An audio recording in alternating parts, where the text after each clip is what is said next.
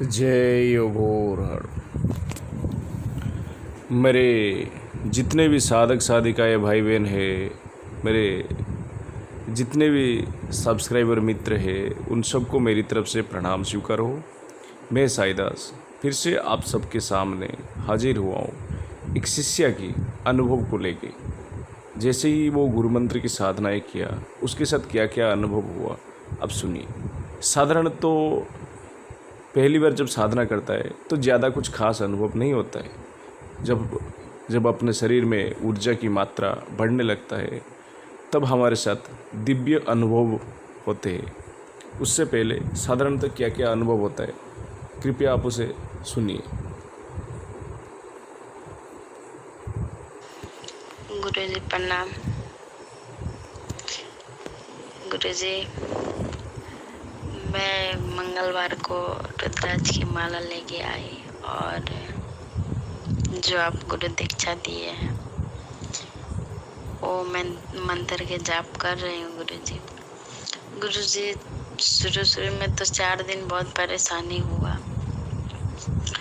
अजीब से पूरा शरीर हो गया था, जाने नहीं पड़ रहा था शरीर में, चलने को मन नहीं हो रहा था, शरीर कांप रहा था। पर गुरुजी 4 दिन के बाद एकदम मियाज फ्रेश हो गया। और कल मंगलवार है, कल 1 हफ्ता होने वाला है, कोई प्रॉब्लम नहीं है गुरुजी। पर एक बात है गुरुजी, माँ के भोग में जो बतासा रखती हूँ और कांच का गिलास में पानी रखती हूँ, पर पानी अगर आज रखी, कल नहीं बदली करी, फिर परसों के दिन बदली करी, तो गुरुजी ऐसा होता है कि ऑटोमेटिक पानी कम हो जाता है। जैसे पीते हैं ना, वैसे कम हो जाता है पानी। तो गुरुजी, ये बात अच्छी है या बुरी है, ये तो मैं नहीं बता सकती। गुरुजी, आप ही बताइएगा कि ये बात में क्या है। ठीक है गुरुजी, अभी तो मेरा मियाज इतना फ्रेश रहता है, इतना फ्रेश रहता है, और मेरा देह एकदम हवा के जैसे रहता है, बहुत मस्त मेरे को मन भी लगता है। गुरुजी, जब बैठती हूँ मैं आसन पे, तो जो आसन मंत्र बताए हैं उस पे वो आसन मंत्र पढ़ने के बाद और मेरा मियाज हल्का हो जाता है और मुझे अच्छा लगता है। गुरुजी प्रणाम। आपको इस बात का मैं जवाब का इंतज़ार करूँगी। गुरुजी, जो भी मेरे से गलती हुआ होगा माफ़ करने का। गुरुजी, और मैं रुद्राक्ष की माला लेके आई, तो आप जैसे जैसे वीडियो में बताए थे वैसे वैसे मैं किया हूँ। वैसे मैं वीडियो देख देख के सब चीज़ याद कर लिया हूँ गुरुजी। मेरे तरफ से तो कोई कमी नहीं है गुरुजी। अगर आपके नज़र में कोई बात हो तो गुरुजी बता देने का। और गुरुजी, थोड़ा मेरा जन्म कुंडली देखने का, मेरा भाग में क्या लिखा है जो इतना बचपन से मैं तकलीफ उठाती हूँ। नया साधक है तो ऐसे होता है। तो ये नया साधक है, अपनी जीवन काल में पहली बार साधनाएँ कर रहे हैं। पहले जब साधना किए, पहले के 4 दिन उनको थोड़ा सा शरीर में भारीपन महसूस हुआ, शरीर में दर्द महसूस हुआ। फिर धीरे धीरे समय के साथ, एक बात कहा जाए तो आदत में पड़ गया, तो वो चीज़ें सारे भूल गए। फिर मंत्र की ऊर्जा जब शरीर में प्रवेश करने लगा, फिर एक शरीर में सिहरन से खिल जाता है, फिर शरीर में एक नया स्फूर्ति आता है, जैसे कि शरीर में किसी ने नया जान डाला है। जैसे कि बच्चे जब थोड़ा चलने फिरने लगते हैं तो ज़्यादा भागते, दौड़ते, खेलते, कूदते, वैसे ही मन चंचल हो जाता है। रात में जब सोते हैं तो अनगिनत सपने आता है अपने को, हमें लगता है कि कोई चींटी काट रहा है अपने शरीर में। कभी हमारे शरीर में ठंडा ज़्यादा महसूस होगा तो कभी शरीर में गर्माहट ज़्यादा महसूस होगा। कभी शरीर मंत्र जप करते करते ज़्यादा हिलने लग जाएगा, पता भी नहीं चलेगा। फिर जब मंत्र जप थोड़ा सा रोक दोगे तो पता चलेगा कि आपकी शरीर तो हिल ही रहा था। ऐसे ऐसे जो अनुभव जो खास करके नया साधकों को होता है, और उन्हीं साधकों को दिव्य अनुभव तब होता है जैसे कि उनके पीछे कोई आके शक्तियाँ खड़ा होगा, सामने कोई शक्तियाँ परछाई की तरीके से आके खड़ा होंगे। ये पुराने साधकों के साथ होता है। तो तब तक थोड़ा सा धैर्य रख के साधना में लिप्त होने का ही पड़ता है। जब साधना में लिप्त होगी, साधना के रंग में आप रंग के आगे बढ़ते जाओगी, तो आपको दिव्य अनुभव देखने को भी मिलेगा। खुले आंखों से, नंगे आंखों की बात कर रहा हूँ मैं,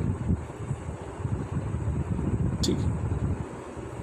और उसका भी उदाहरण आप मेरे चैनल की कम्युनिटी टैब में आप देख सकते हैं बखूबी से, कैसे लोगों ने अपने अनुभव शेयर किए। मैं कम्युनिटी टैब में स्क्रीनशॉट खींचकर शेयर किया हूँ।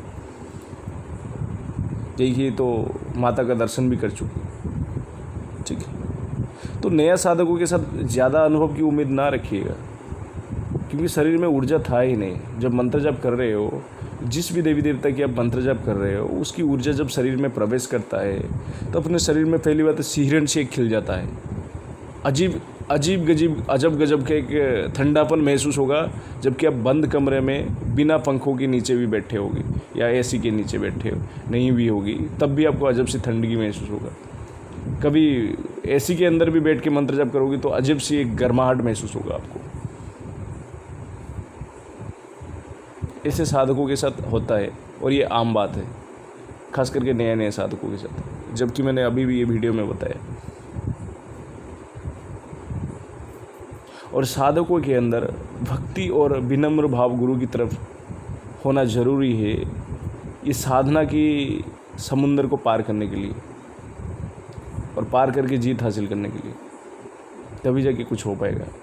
क्योंकि गुरु वो है जो इस रास्ते पे पहले चल के आया है, और आपको वो उस रास्ते को पार करवा सकता है हाथ पकड़ कर। जब आप गुरु की तरफ भक्ति रखोगे, तभी जाके गुरु आपके शिष्य तरफ कुछ करेगा। एक गुरु का ध्यान रखिएगा, एक गुरु का 10 शिष्य होते हैं, और उन 10 शिष्यों में से कोई एक जो होता है गुरु का प्रिय शिष्य कहलाता है।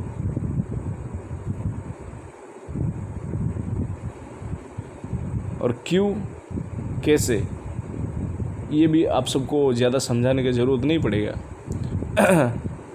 गुरु द्रोण का एक प्रिय शिष्य अर्जुन, क्यों? क्योंकि वो आज्ञा पालन करता था। जो भी आज्ञा गुरुदेव देते थे, जैसे सिखाते थे, वो वैसे ही चलता था, वैसे ही सीखता था। और एक दिन वो पृथ्वी का श्रेष्ठ धनुर्धर बना।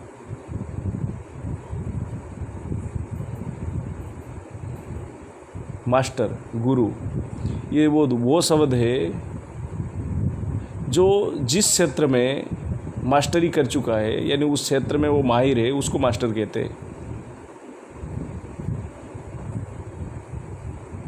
पहले तो गुरु सोच समझ कर बनाइएगा, पहली बात है, और बनाने के बाद पीछे मत हटिएगा।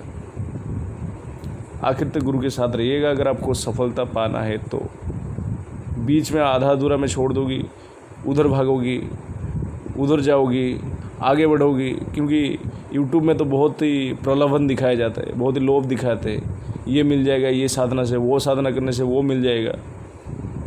तो आप इस तरीके से चीज़ों के ऊपर भागोगी तो कोई फ़ायदा नहीं है। किसी भी एक जगह टिके रहो, डट के रहो, कहने का मतलब है।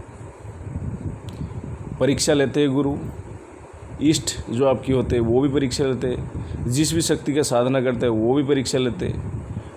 आपका काम वही होता है कि गुरु का आज्ञा पालन करके परीक्षा में जीत हासिल करके सिद्धि को अपनी मुट्ठी में बंद करना है, बस। और आप सब समझदार है, ज़्यादा समझाने की ज़रूरत नहीं है मुझे, क्योंकि मेरे लाइव वीडियो में बहुत सारे सवाल जवाब होता रहता है। और नॉर्मल वीडियो में तो मैं जितना जब भी फ्री रहता हूँ बताता रहता हूँ आप सबको, ठीक है। आप सब ने मूल्यवान समय दिया, उसके लिए सबको तहे दिल से शुक्रिया अदा। जब जब समय मिलेगा मैं वीडियो लाऊंगा। जय हो।